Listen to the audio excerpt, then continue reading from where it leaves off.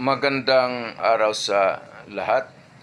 The YouTube channel of the Fraternal Order of Eagles Limbas Law Corner is back to once again render public service in the field of law or ang aming pagbahagi ng kaalaman sa larangan ng batas para sa sambayanang Pilipino, brought to you by the Limbas Marangal Eagles Club of the Eastern Rizal Region 2 sa pamamagitan ng inyong lingkod na isa ng mga abogado at isang propesor sa maraming law school sa ating bansa. Okay, nung isang araw may tumawag. Isang complainant.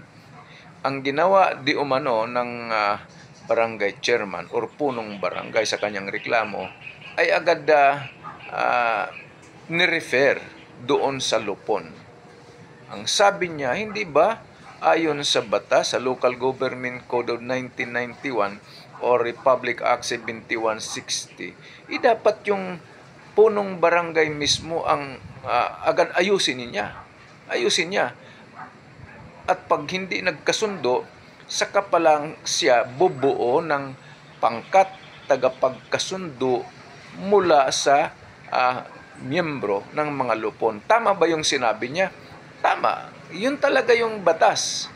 So, sa madaling salita, hindi na sunod yung mismong proseso ng batas. Na sana sa barangay chairman lang, kasi kung napagkasundo na niya, mas mapabilis ang usapin. Pag hindi nagkasundo, saka pa lang ang barangay chairman bubuo ng pangkat tagapagkasundo mula saan? Mula sa lupon.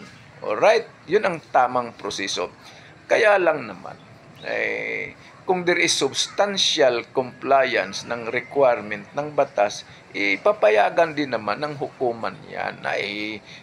Diniritso ni barangay chairman na masyadong nagmamadali, o tamad, nirepair agad sa lupon.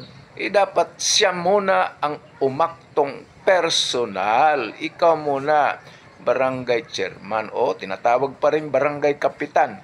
Ayusin mo agad. Saka pa lang pag hindi mo mapagkasundo, saka pa lang magbuo ka ng pangkat tagapagkasundo mula sa miyembro ng mga lupon. Maraming salamat at sana